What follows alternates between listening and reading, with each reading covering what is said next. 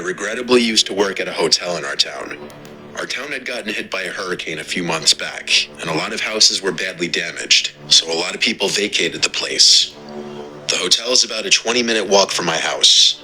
The town and hotel name I'll leave out of this, as I really just don't want anything traced back to me. The hotel was a very standard bed and breakfast type place. You know, where they serve wet scrambled eggs, frozen sausages, and assorted cereals. The hotel had a busy month after the hurricane, as some people were out of their houses due to damages. But after a while, things quieted down. If anything, quieter than before the hurricane. I always worked nights, from 6 p.m. to 2 a.m. Then someone would relieve me at 2 a.m. and they'd work till 10 or 11 a.m. I could always see how many people were checked into the hotel, and at the time it was only maybe 9 rooms, which wasn't a lot at all. I could go the whole night sometimes without seeing anyone.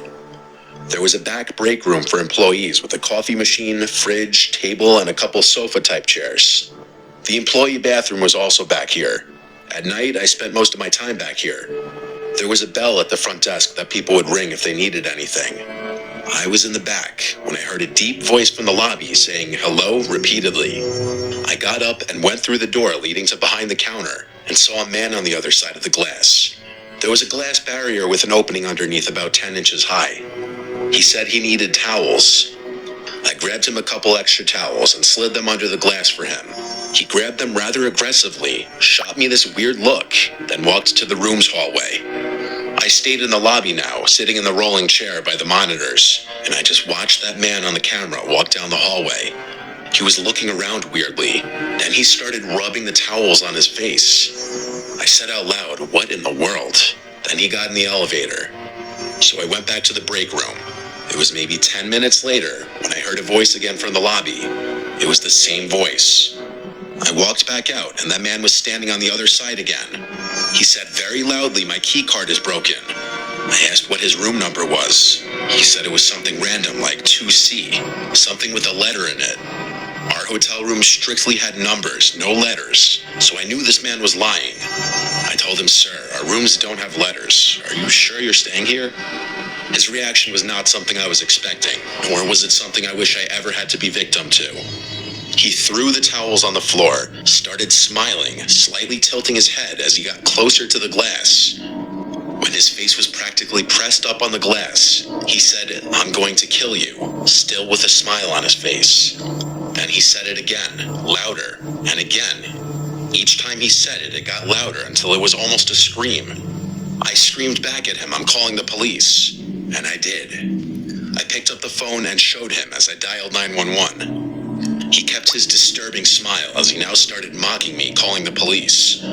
As I spoke to the dispatcher on the phone, explaining very loudly what was happening in front of my face, the sick man laughed and headed for the door in a slow walk. I told the dispatcher he was leaving, and when he was gone through the doors and out of sight, I said he was gone. She asked me if I still wanted an officer to show up, and I said, "No, it's all right." So the next couple hours of my shift went slow.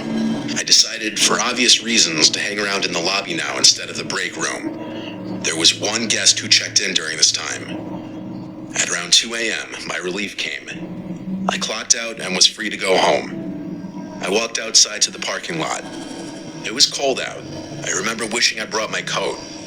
I walked with my hands in the pockets of my light jacket and my hood up. Then I heard a voice in the parking lot. I turned around.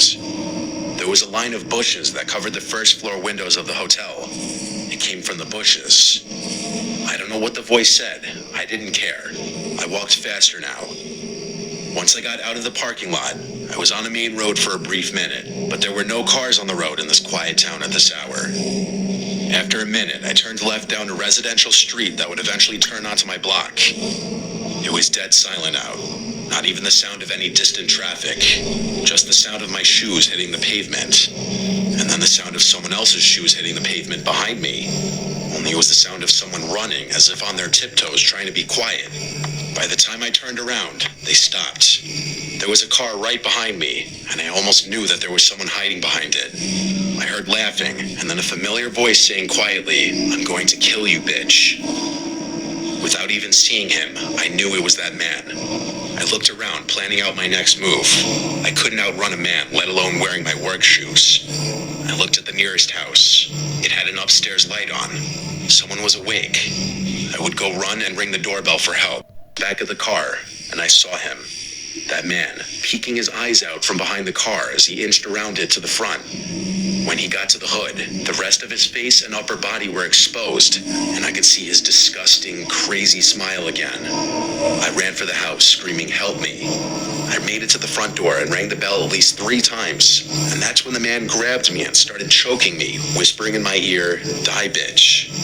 In that moment, I thought my life was flashing before my eyes.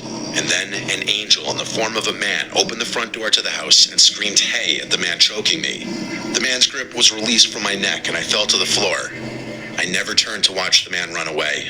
But the man from the house helped me up and brought me inside. He gave me water and called the police for me, and I explained the whole story to the police. They collected the CCTV footage of the man from the hotel and put feelers out to track him. I was called into the police station when they did a lineup of people who looked similar to the man on the CCTV footage, and I was asked to point out which man I thought was him. I looked at all 5 of them for like 5 minutes, and I ultimately said it wasn't any of them. I don't know if the pressure and nerves got to me, but in the moment, I truly didn't recognize him to be in that lineup. I hope to this day I didn't make a mistake and let that man roam free.